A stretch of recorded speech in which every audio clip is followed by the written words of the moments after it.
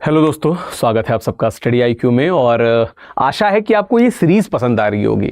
हिंदी साहित्य वैकल्पिक विषय की ये जो सीरीज़ है ये उन स्टूडेंट्स को ध्यान में रख के बनाई गई है। ठीक है, 15 मिनट की सीरीज़ है, पर आप इसको एक प्लेलिस्ट को एकदम डाउनलोड करके अगर आप इसको लगातार देखेंगे तो आपको चीज़ें क्लियर होती जाएंगी। तो बेसिकली ये उन स्टूडेंट्स को ध्यान में रख के बनाई गई है जहाँ पे बहुत से स्टूडेंट्स ऐसा अक्सर कहते हैं कि सर हम नहीं क्लास ले सकते। हालांकि क्लासेस बहुत और बहुत किफ़ायती हैं। जैसे मेरे ख्याल से 12 से 15 हज़ार में आपको हिंदी साहित्य का संपूर्ण कोर्स मिल जाता है। पर फिर भी अगर आपको ऐसा लगता है कि अगर आपको कोई दिक्कत है तो इस सीरीज़ को ज़रूर देखें, प्रश्नों का उत्तर दें, नीचे कमेंट बॉक्स में हमें बताते चलें कि आपको कैसा लग रहा है कैसा नहीं। और हम वेट भी करते हैं आपके रिप्लाईज़ का, चूँकि बहुत से बच्चे टेलीग्राम के द्वारा हमको मैसेज करते हैं, बहुत से बच्चे कमेंट बॉक्स में करते हैं। It is your call, but please be attentive to these classes. ठीक है, चलो भक्ति काल की हम लोग बात कर रहे थे। आज हम भक्ति काल की प्रमुख प्रवृत्तियों की बात करेंगे। ठीक है, आप देख सकते हैं प्रमुख प्रवृत्तियों की बात करेंगे। और देखिए प्रवृत्तियां क्या होती हैं भक्ति काल में, हमको बेसिकली किन भावों को, किस प्रकार की चीजों को, क्या फ्लो था, क्यों ये भक्ति काल कहा जाता है, क्या महत्वपूर्ण बातें हैं, क्या क्या विशेषण से जुड़ते हैं, इन सब को आज हम समझेंगे। और इस दौरान हम इसकी जो निर्गुण काव्य धारा है, इसकी जो सगुण काव्य धारा है, इन सब को हम समझते हुए आगे चलेंगे। तो जो भक्ति काल की प्रमुख प्रवृत्तियों से बताने से पहले मुझे लगता है इसका एक बार इसका बैकग्राउंड जो है मुझे समझा देना पड़ेगा आपको। ठीक है, क्यों? क्योंकि मुझे लगता है कि थोड़ा सा कई बार स्टूडेंट को ये समझना जरूरी हो जाता है। देखो मैं फिर से एक बार बता, हालांकि मैं कई बार बता चुका हूं, जब आप भक्ति काल की बात करेंगे ना, एक मिनट, जब आप भक्ति काल की बात करेंगे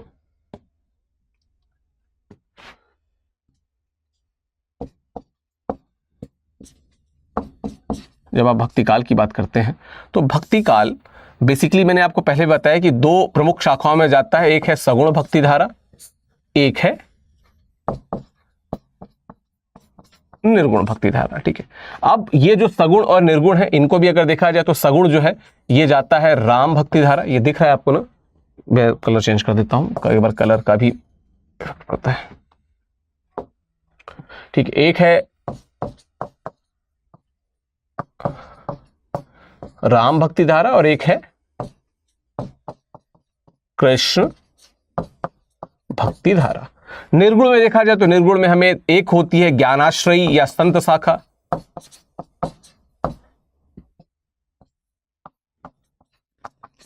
संत शाखा, और एक है प्रेमाश्रयी या सूफी शाखा।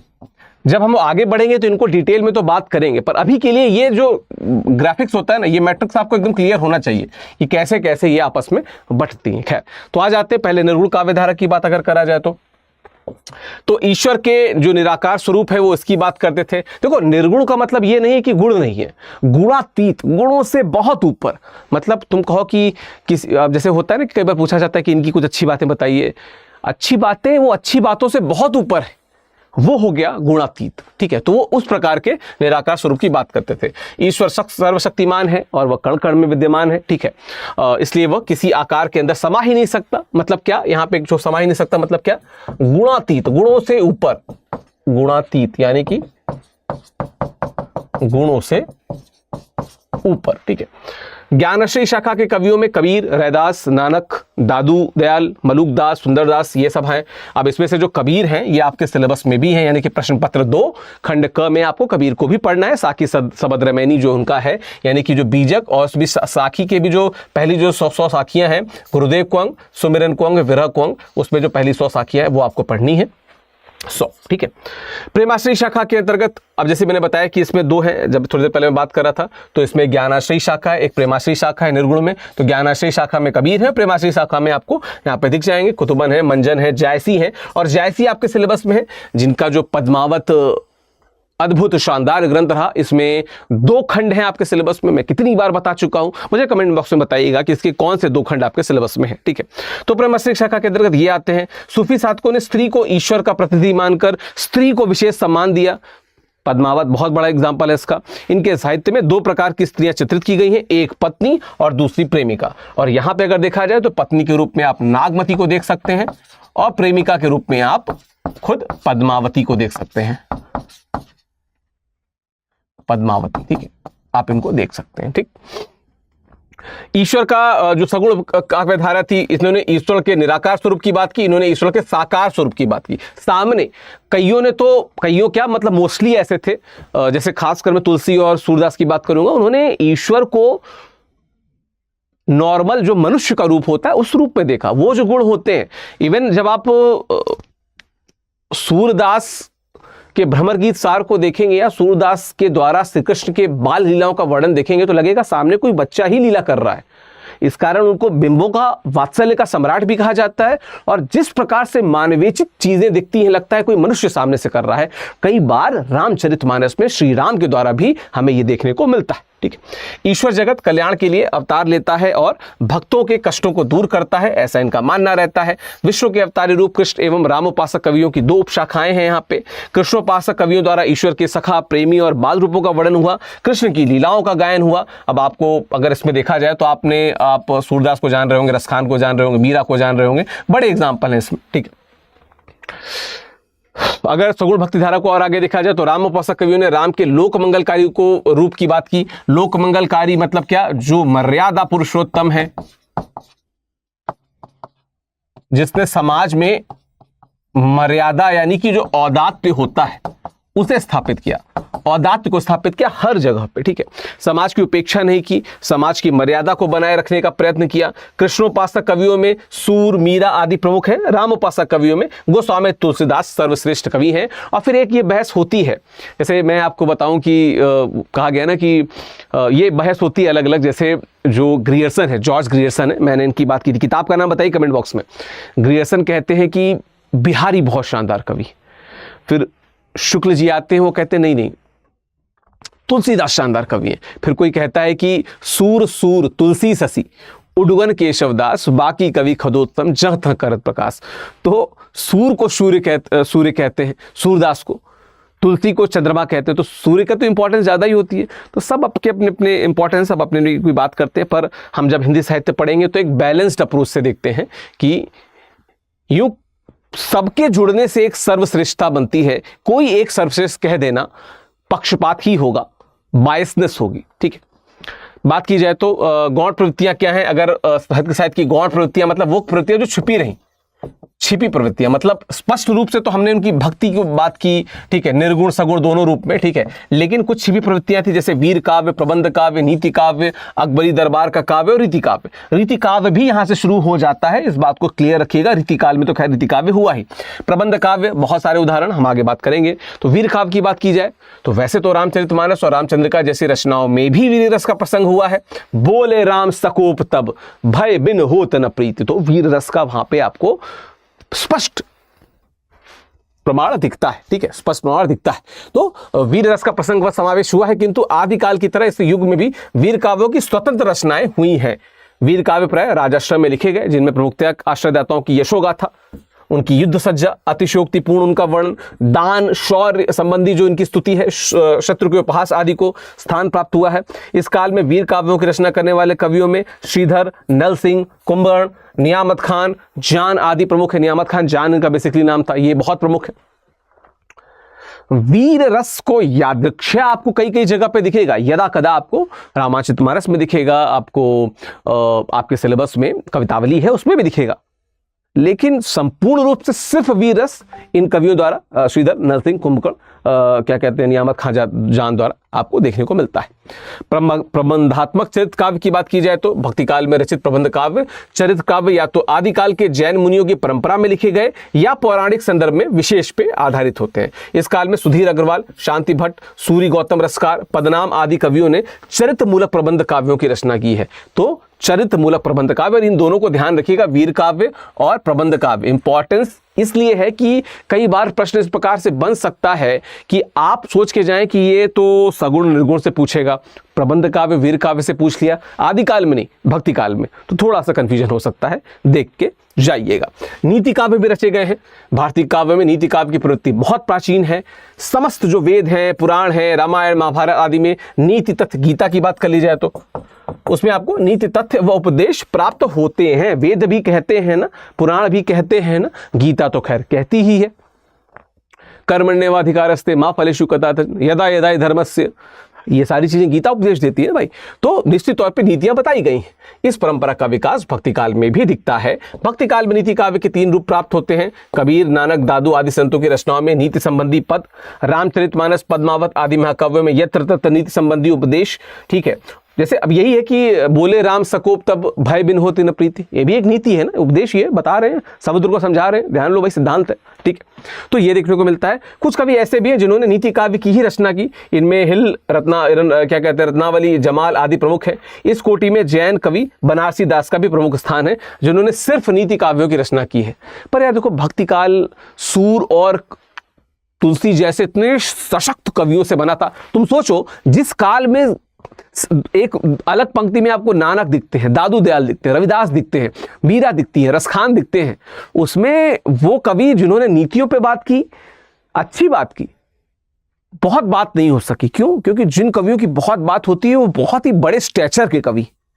भाई कबीर, सूर, तुलसी, जायसी, रसखान, मीरा, नानक, दादू, रैदास, इनका खुद में व्यक्तित्व इतना बड़ा है कि जो बाकी कवि हैं, चाहे वो नीति लिखे चाहे कुछ लिखे, वो खुद भी गौण हो जाते हैं।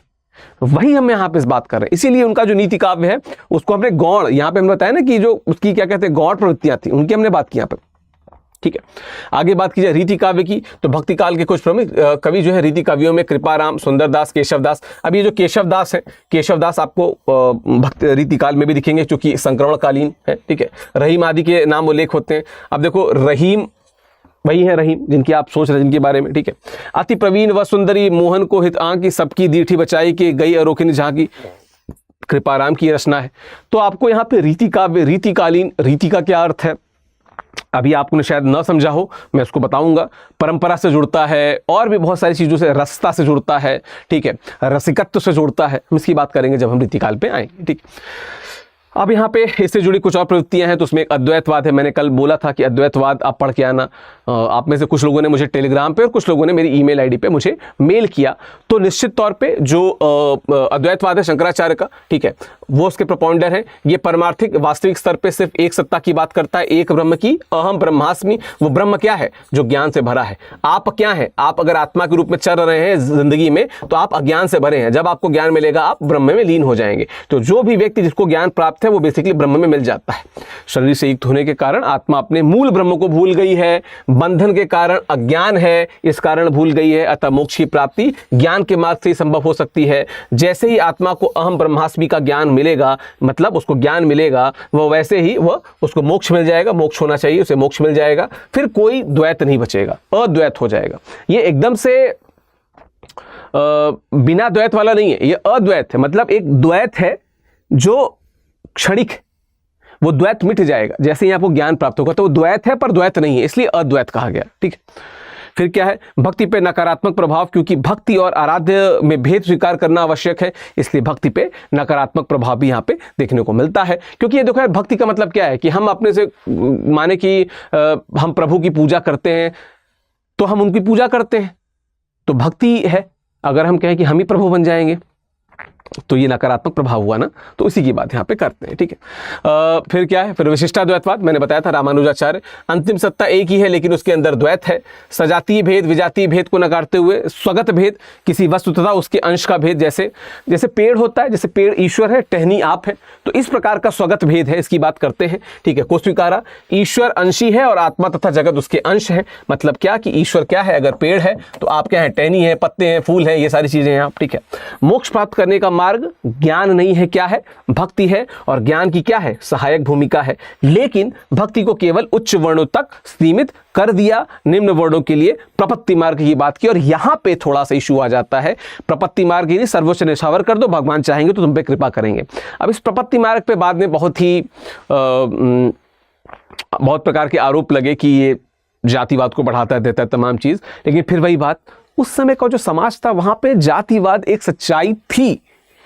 वहां पे हमको समाजोत्थान बहुत देखने को नहीं मिलता है। हम एनलाइटमेंट की बात करते हैं, वो एनलाइटमेंट उस समय नहीं आया था समाज में। तो बात होती है, हमको बहुत सर पे दिखेगा, गलत हो सकता है। लेकिन आप समाज को देखिए ना, जिस समाज की बात हो रही है, समाज में बहुत सारी गलत बातें थी, सती प्रथा जैसी बहुत सारी चीजें थी। खैर, विशिष्टाद्वैतवाद रामानुजाचार्य का जो है, इन्हीं के परंपरा पे रामानंद हुए, ये होगा रामानंद, ठीक है, रामानंद हुए जो कबीर के गुरु थे।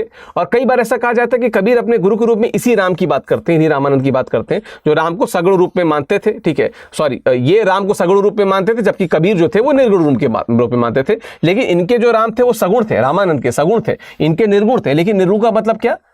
गुणातीत, गुणों से ऊपर, ठीक है, ठीक है। राम निर्गुण है, सगुण राम की परंपरा को तुलसीदास ने आगे बढ़ाया, तुलसीदास ने सगुण राम की परंपरा को बढ़ाया। फिर अगला शुद्धाद्वैतवाद वल्लभाचार्य, आचार्य जो सूरदास थे वो इनके शिष्य थे। और वल्लभाचार्य की बात करूंगा तो विट्ठलनाथ की बात भी होगी, विट्ठलनाथ की बात होगी तो उनके पुत्र की बात भी होगी। वो पुत्र जिनका नाम आप कमेंट बॉक्स में बताएंगे, क्योंकि शुरुआत में मैं बता चुका हूं, जिन्होंने 84 वैष्णवन की वार्ता, 252 वैष्णव वार्ता की वार्ता लिखा हुआ है। तात्विक रूप से अद्वैतवादी है ये जो शुद्धाद्वैतवाद है। ये सच्चिदानंद की बात करता है, तो कहता है कि जो सृष्टि है वो सत्य, चित्त और आनंद से मिली है और ईश्वर तीनों गुणों की समग्र सत्ता है। मतलब ईश्वर क्या है? जिसमें सत्य भी है, चित्त भी, आनंद भी है। कुछ चीजें सत्य होंगी, कुछ चीजें सच्चित होंगी, कुछ चीजें सच्चिदानंद होंगी। जब आप सच्चिदानंद हो जाओगे तो आप ईश्वर को प्राप्त हो जाओगे, वही ईश्वर है। विष्णु भक्ति को मोक्ष का साधन बताया, लेकिन कृष्ण भक्ति को ज्यादा फोकस किया। सूर के गुरु सूर है कि काहे कि ज्ञात हो, क्योंकि सूरदास निरीह भाव के। एक्चुअली वल्लभाचार्य ने कहा कि अंधे हो तो काहे कि ज्ञात हो, तुम अपनी आंखों से देखो ईश्वर को। ये जो एक जैसे आज भी देखो ना कि कोई अंधा हो जाता है या कोई व्यक्ति जिसको हम लोग दिव्यांग कहते हैं, तो वो लोग एक ही लोग सोच लेते हैं कि वो बस ट्रेन में भीख मांगेगा। पर जो लोग जिनकी आंखें नहीं, उन्होंने क्या क्या चमत्कार किए हैं। स्टैंड अप, अभी आप रिसेंट एग्जांपल देख लो, स्टैंड अप कॉमेडी लोग कर रहे हैं। कितने बड़े बड़े प्रोफेसर्स हुए, कितने बड़े बड़े वैज्ञानिक हुए, आंखें नहीं थी। कितने बड़े बड़े गायक हुए, कितने बड़े बड़े म्यूजिक डायरेक्टर्स हुए, बट एक ही चीज की ज्ञाना नहीं। तो यहीं पे वल्लभाचार्य टोकते हैं कि सूर्य है कि गाय ज्ञात हो, अपने अंदर की आंखों से कृष्ण को देखो और वर्णन करो। और फिर तो इतिहास रच गया, हम सबको पता है। तो कि सूरदास जो थे वो निरीह बहाने से भक्ति करते थे, उन्होंने कहा, और उसके बाद उनकी जिंदगी बदल गई। फिर आ जाता है सूफीज्म, सूफी दर्शन। तात्विक रूप से अद्वैतवाद ही है। संपूर्ण सृष्टि 3 गुणों से निर्मित है, नहीं ये गलत है, ये गलत, सूफी दर्शन का यहाँ पे गलत आ गया, इसको गलत कर देते हैं। मैं उसको समझा देता हूँ। सूफी दर्शन ये मेरा टेलीग्राम चैनल है, आप इसे जुड़ सकते हैं, लेकिन मैं आपको यहाँ पे समझा देता हूँ। शायद जिन्होंने पीपीटी बनाई उन्होंने कुछ चीज़ों का ध्यान नहीं रखा। मैं सूफी दर्शन समझा देता हूँ। हमने जब अल्लाह की बात की थी ना, अल्लाह की बात की थी, ठीक है, तो अल्लाह की बात की थी, तो उसमें हमने प्रेम मूलक उनका दृष्टांत कभी नहीं देखा था। तो सूफीज्म आता है तो ये बात करता है किसका? प्रेम मूलक खुदा की बात करता है। प्रेम मूलक, जिसके दिल में प्रेम के लिए जगह है, या जिसके दिल में प्रेम का एक दरवाजा है, ठीक है। और यहां से फिर बात आती है तसव्वुफ की, यहां से बात आती है तसव्वुफ की। तसव्वुफ यानी कि मैं बता चुका हूं पिछले क्लास में, इश्क ए मजाजी से इश्क ए हकीकी का जो सफर है, ये क्या है? ये है तसव्वुफ। इसकी बात करते हैं कौन? सूफी जो जितने भी आपको कवि दिखेंगे वो इसी तसव्वुफ की बात करते हैं। बेसिकली क्या है? किसी के प्यार में इतना डूब जाओ कि भगवान को प्राप्त हो जाओ, या अगर किसी के प्यार में इतना ज्यादा हो जाओ कि खुद ही भगवान हो जाओ, और वो प्यार के द्वारा उस ईश्वर की प्राप्ति की बात करते हैं। प्यार के द्वारा उस ईश्वर की प्राप्ति की बात करते हैं तसव्वुफ की जब हम लोग बात करते हैं। तो ये है सूफीज्म, इसकी अपने बात की। बाकी ये मेरा टेलीग्राम चैनल है @official विकास करके स्कैन करके आप इससे जुड़ सकते हैं। और अगर आप चाहें तो मुझे ईमेल भी कर सकते हैं। मेरी ईमेल आईडी भी मैं आपको दे देता हूं यहाँ पे। जो मेरी ईमेल आईडी है वो क्या है? मेरी ईमेल आईडी है vikas.singh@studyiq.com। ये हमारी ईमेल आईडी है जिससे आप यहाँ पे जुड़ सकते हैं। आप इसमें मेल कर सकते हैं। आप स्टडी IQ के ऑप्शनल हिंदी साहित्य से जुड़ना चाहते हैं तो भी आप क्या कहते हैं, हमारी वेबसाइट से जाके जुड़ सकते हैं। समय समय पे ऑफर आते रहते हैं, आप ऑफर्स को भी चेक करते रहिए। जब आपको लगे कि आपको अब ऑप्शनल ज्वाइन कर लेना चाहिए, जैसे 2026 के जो बच्चे प्रिपरेशन कर उनको ज्वाइन कर ही लेना चाहिए, तो आप इस मेल पे मेल करके मुझसे जुड़ सकते हैं। जो मैक्सिमम ऑफर्स हो सकते हैं मैं आपको कोशिश करूँगा आपको प्रोवाइड कराऊँ। बाकी हिंदी साहित्य पढ़ते रहिए यार, बहुत अच्छा विषय है, ठीक है। सफलता का एक बहुत बड़ा केंद्र रहा हिंदी साहित्य। तो अगर आप जुड़ना चाहते हैं तो मैंने आपको तरीका बता दिया। बाकी ऑल द बेस्ट, आपका दिन शुभ हो। Thank you.